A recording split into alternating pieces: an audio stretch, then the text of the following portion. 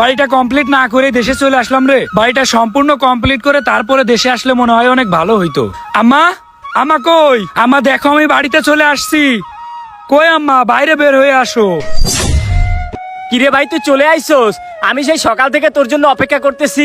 এতক্ষণে তোর আসার সময় হইলো? এত দেরি হইলো কেন তোর আসতে? আরে আর বলিস না, বাংলাদেশে ল্যান্ড করার পর ঢাকার জ্যামে পড়ছিলাম। আর ঢাকার জ্যাম সম্পর্কে তো তোরা জানিসই, এই কারণেই আসতে লেট হয়ে গেল। যাই হোক ভাই, এত কথা বাদ দাও। আমি আর দেরি সহ্য করতে পারতেছি না। তাড়াতাড়ি আমার আইফোন 16 প্রো ম্যাক্সটা দাও। আর তোর তালাই বাসি না, দাঁড়া। এত তাড়াহুড়া করলে হয়? তুই আমার ছোট ভাই, তোর জন্য যদি আইফোন না নিয়ে আসি তাহলে কার জন্য নিয়ে আসবো? এই দেখ, আইফোন 16 প্রো ম্যাক্স, এটা তোর জন্য।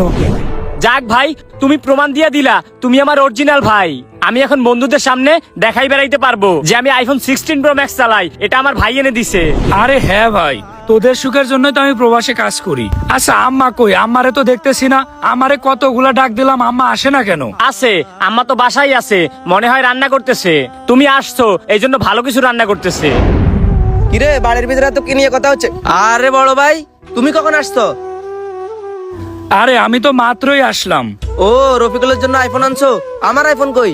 আরে ভাই তোর জন্য আনছি, দাঁড়া। তোরাও না যে কি করিস, একদম আইফোনের জন্য পাগল হয়ে গেছিস।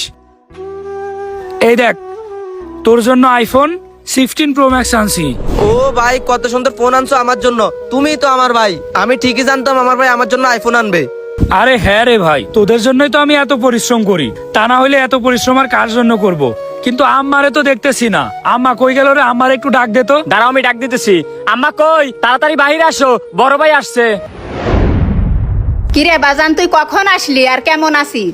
আম্মা, এই তো কিছুক্ষণ আগে আসছি। তোমারে কতবার করে ডাক দিচ্ছি, তুমি বাইরে আসো না কেন?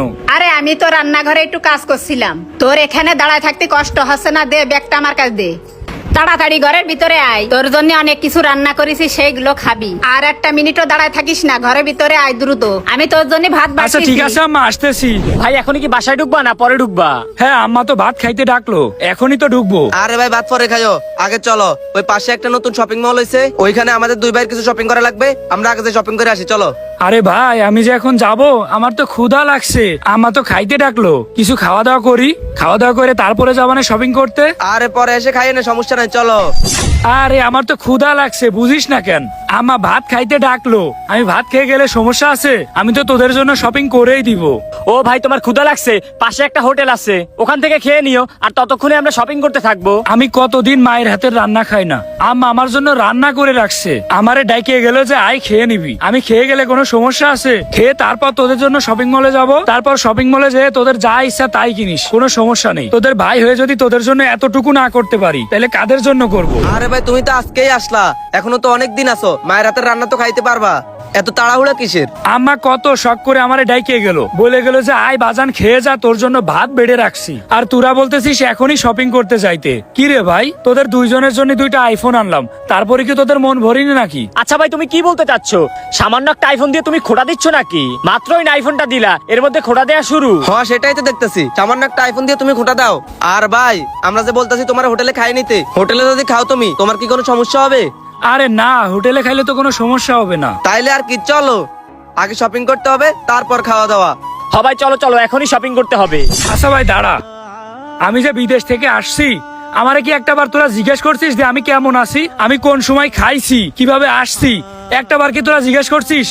আম্মা আসার সাথে সাথে জিজ্ঞাসা করলো যে বাজান কেমন আছিস, কিছু খাইছিস?